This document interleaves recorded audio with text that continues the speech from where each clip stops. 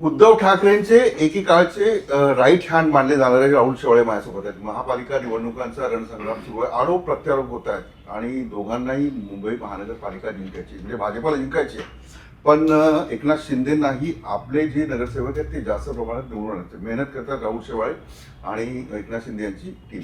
पण कुठे कुठे फिरतात आणि प्रचाराचा मुद्दा काय? आता हा मराठी मुद्दा जो आहे तो त्यांनी वन अजेंडा म्हणून त्यांनी सुरू केला की मराठी माणसाच्या हातातून मुंबई जाईल जर भाजपच्या आणि एकनाथ शिंदेच्या महायुतीकडे महापालिका गेली.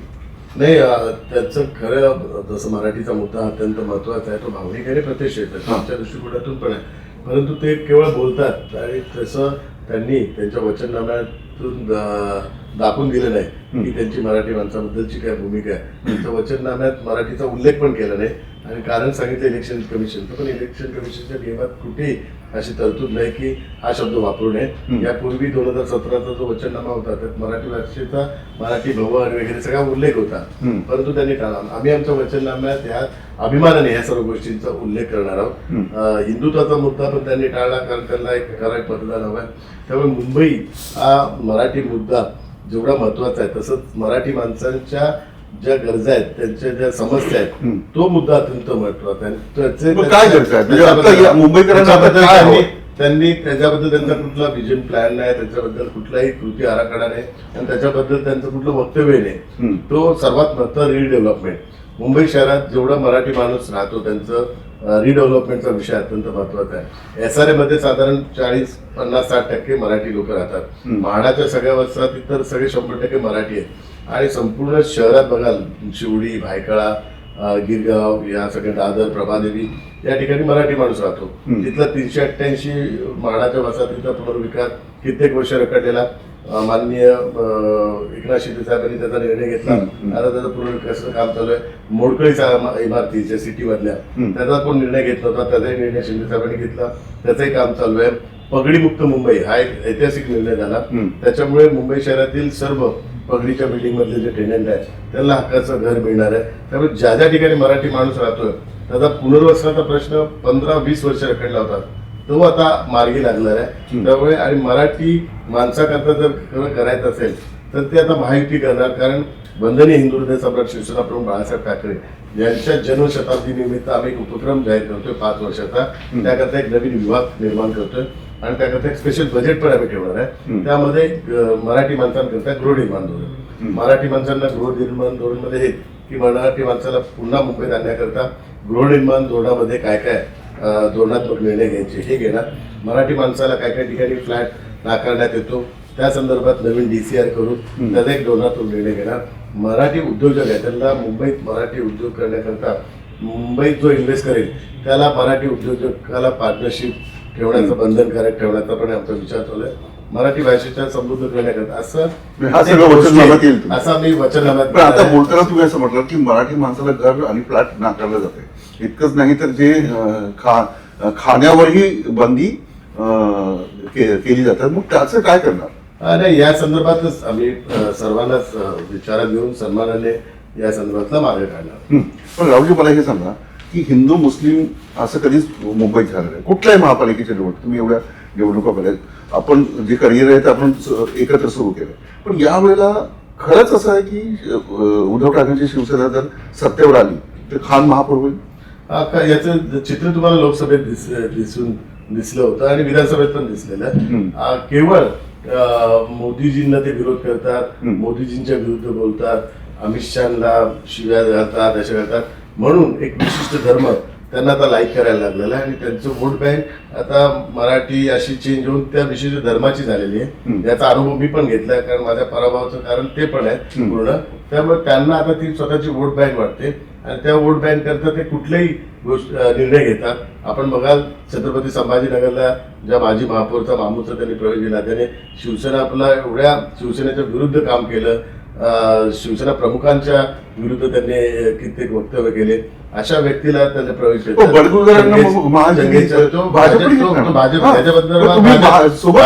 भाजप होतं. मी तुम्ही मला इथे बोलवलं शिवसेनेच्या, मी शिवसेनेची भूमिका सांगणार. तर या सर्व गोष्टी आहेत. तर त्यांच्या वोट बँकच्या बाबतीतच ते काळजी घेत आहेत. त्यांची वोट बँक आता चेंज झालेली आहे. त्यामुळे त्यांचा अजेंडा पण चेंज झालेला आहे, म्हणून त्यांच्यावर संशयाचं वातावरण निर्माण होतं. म्हणजे राज ठाकरेंनी असं आपल्या मुलाखतीत म्हटलं की 2000 कोटी कसे आले, जर प्रत्येक आमदाराचे 50 कोटी जर मोजले ते 40 लोकांचे 2000, हे पैसे आले कुठून हा असा विषय आता जुना झालाय, ते अजूनही त्या विषयातच आहे. लोकांना काय हवं याचा विचार करायला पाहिजे. अजूनही त्यांनी आत्मपरीक्षण केलं नाही. एक ज्यांनी आत्मपरीक्षण केलं नाही त्यांच्या पक्षाची काय अवस्था झाली हे सर्वांना माहिती आहे. आता ह्यांनी पण त्याच ह्याच्यात राहिले तर ह्यांच्या पण पक्षाची काय अवस्था होईल हे भविष्यात कळेल. आता रोज एक एक जण सोडून चाललेला आहे. तर हा विषय आता लोकांना याच्या विषयात गांभीर्य नाही लोकांना, कारण हे आरोप लोकसभेत पण केले, हे आरोप विधानसभेत पण केले. लोकांनी हा मुद्दा आता लोकांचा- हा मुद्दा नाहीच आहे, ह्याच्यात हा. काही तथ्यच नाहीये. हा. लोकांना पण माहिती आहे ह्याच्यात काही तथ्य नाही, हा मुद्दाच नाहीये, हा विषयच नाहीये.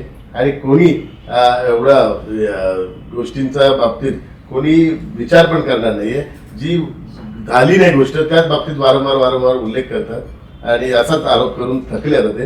आणि लोकांना काय पाहिजे त्याचा विचार करा. मराठी माणसाला काय पाहिजे, कुठलाही त्यांच्याकडे कृती आराखडा नाही, कुठलाही विजन नाही, कुठलाही त्यांच्याकडे कमिटमेंट नाही मराठी माणसांकडे. आणि मराठी माणसाचा उल्लेख पण नाही वचननाम्यात. हिंदू हृदय सम्राट शिवसेना प्रमुख बाळासाहेब ठाकरे हा पण उल्लेख नाही. स्वर्गीय बाळासाहेब ठाकरे लिहिले आहे, ज्या बाळासाहेबांचे आपण हिंदू हृदय पण त्याच्या वेळेला हिंदू हृदय सम्राट होता का?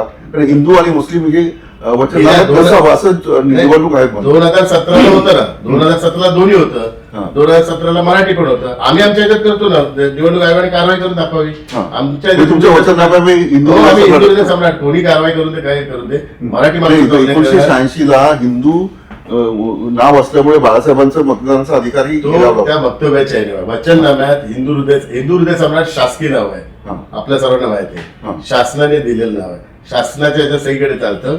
हिंदू हृदय सम्राटला कोणी हिंदू हृदय सम्राट नसेल तर निवडणूक आयोग जे कारवाई करून देणार आम्ही घ्यायला तयार आहे. पण त्या बाबतीत कुठलाही कॉम्प्रोमाइज नाही करणार. मराठी नावाच्या बाबतीत पण कॉम्प्रोमाइज नाही करणार. मराठी माणसाकरता काय काय योजना या मराठी नावानेच आम्ही त्या ठिकाणी ठेवू. दोन शेवटचे प्रश्न, कारण तुम्हाला लवकर जायचं आहे.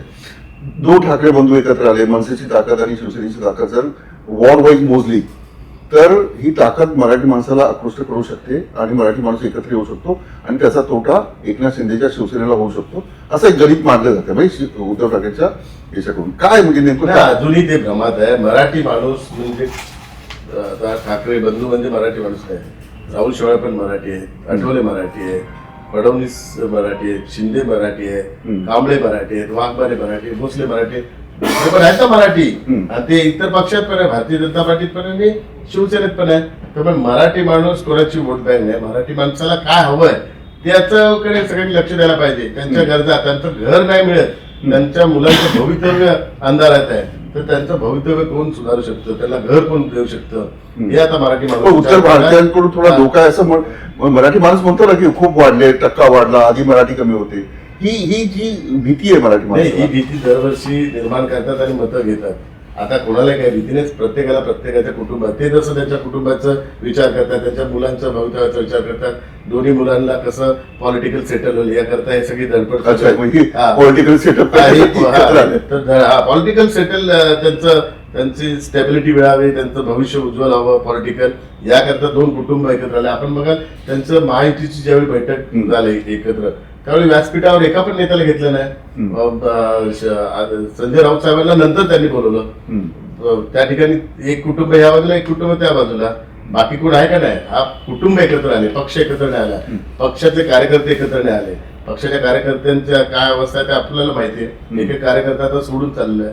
त्यामुळे दोन कुटुंबांकरता हे अस्तित्वाची लढाई, दोन कुटुंबाची तुमच्या एकनाथ शिंदेच्या शिवसेनेचा म्हणजे शिवसेनेसाठी किती अस्तित्वाची लढाई? आमच्या साहजिकच अस्तित्वाची लढाई म्हणजे एक ते एकीकडे भाजप तुम्हाला ज्या प्रकारे वागवतोय आणि आता ही महानगरपालिकेच्या निवडणुकीत तुम्ही ज्या 90 पेक्षा जास्त जागा लढवताय तर किती अस्तित्वाची लढाई आहे? नाही, आमच्याकडे की आरपारची लढाई आहे? नाही, आरपारची लढाई ठाकरे वर्सेस एकनाथ शिंदे यांची अशी शिवसेना. कधीच आरपारची लढाई समजा. आमच्या दृष्टिकोनातून ही लढाई अत्यंत महत्वाची याकरता वंदनीय हिंदू हृदय सम्राट शिवसेना प्रमुख बाळासाहेब ठाकरे यांचं जन्मशताब्दी वर्ष 23 जानेवारी पासून चालू होतं. त्यामुळे त्यांच्या जन्मशताब्दी वर्ष महायुतीचा भगवा फडकवायचा आहे, महायुतीचा महापौर बसवायचा हा आमचा एक संकल्प आहे. म्हणून आमच्या दृष्टिकोनातून ही महत्वाची प्रतिष्ठेची आणि एक भावनिक निवडणूक आहे. बाकीच्या कोणाला आरपारची शेवटची अस्तित्वाची करायची करून द्या. आम्ही ही निवडणूक पूर्ण शिवसेना प्रमुख हिंदू हृदय सम्राट शिवसेना प्रमुख बाळासाहेब ठाकरे यांच्याकरता समर्पित करणार आहे आणि त्यांच्याकरता जन्मशताब्दी वर्षात या ठिकाणी महायुतीचा महापौर बसवणार. खूप खूप धन्यवाद. मी आणखी काही प्रश्न घेणार होतो पण मी पुन्हा राहुल शेवाळे यांच्याशी बोलेल. रोखोक राहुल शेवाळे, प्रत्येक प्रश्नाचं उत्तर त्यांनी रोखोकपणे दिले. मी इथे सांगतो. आपण पाहता न्यूज स्टेट महाराष्ट्र. आपके मोबाइल पर तुरंत आएगी ब्रेकिंग न्यूज, स्क्रीन पर सबसे पहले दिखेगी बड़ी खबर, देश दुनिया की हर खबर एक जगह। अब आपके मोबाइल पर तुरंत फटाफट इंस्टॉल कीजिए न्यूज नेशन ऐप और रखिए खुद को अपडेट।